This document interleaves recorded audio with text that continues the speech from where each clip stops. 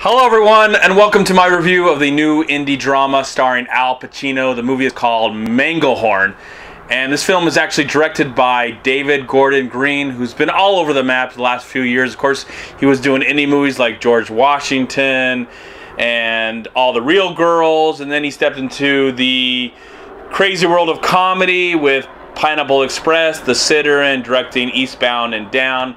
But now he's back. I know he's did another film with Nicolas Cage called Joe that I have not seen yet, though that was kind of his somewhat return to the indie world, even though he did another movie called Prince Avalanche, which I did see and like.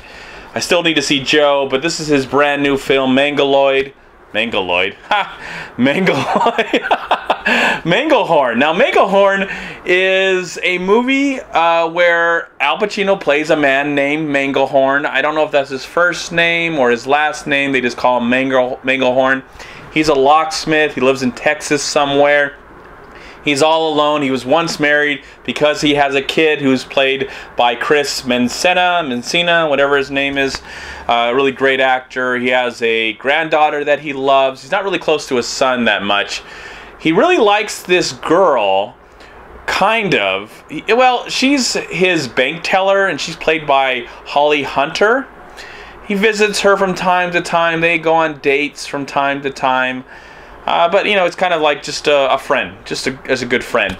And then on top of all that, there's this guy that he kind of sees from his past, that he known when the guy was a kid, calls him Coach. The guy calls him Coach. And this guy is played by Harmony Korine, whatever. The director, Spring Breakers, wrote Kids, Julian Donkey Boy, Trash Humpers. So this guy's acting this time, and you know, when Manglehorn goes to the casino or the clubs, he kind of runs into this entrepreneur who's played by Harmony Korine. You know, just kind of into this obnoxious character. But really, all that Manglehorn likes to do is fix people's keys.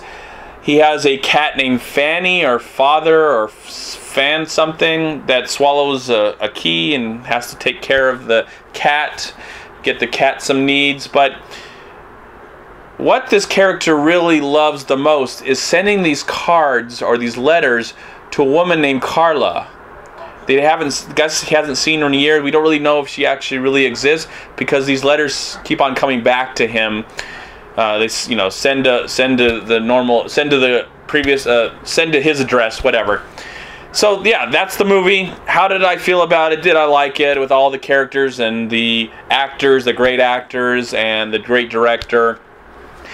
You know, for 45 minutes, I was really giving this movie the benefit of the doubt, giving my full attention. It was quite interesting, even though the plot was very, very thin. This character-driven story is quite thin, because, you know, the character goes here, and he experiences something there, and then he goes back here, and he interacts with this actor or this actress, and he's also talking to us through these letters that he's sending to this Carla.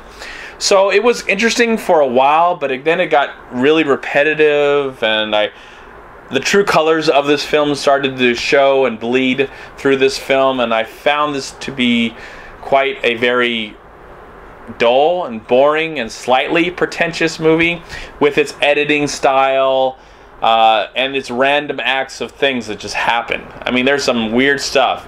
One thing that happens that I thought was really cool but very random, while he's at the bank visiting his bank teller, this guy just starts coming into the bank and starts singing to this other teller. Really nice scene, but very random, really went nowhere, really fast. Thought was cool. So there's some random stuff in this movie that I thought was cool, and other times where I was like, what is the point of this? To the point where the whole movie really felt like it really had no point. I didn't care about the main character anymore, even though Al Pacino's a great actor. The acting's fine. The interactions are weird. Harmony Korine, really just off-the-wall weird. I think he just wanted to do something different with his career. Instead of directing weird stuff, he decided to play a weird character. David Gordon Green, it's great to see him doing indie movies, even though he has been back in the indie movie world for years now. It was great to go to the theater and see one of his movies, but when I came out of it, I felt like he's done so much better, especially his early work. And I like some of his Hollywood movies. Pineapple Express is one of my favorite comedies of all time. Still need to see Joe.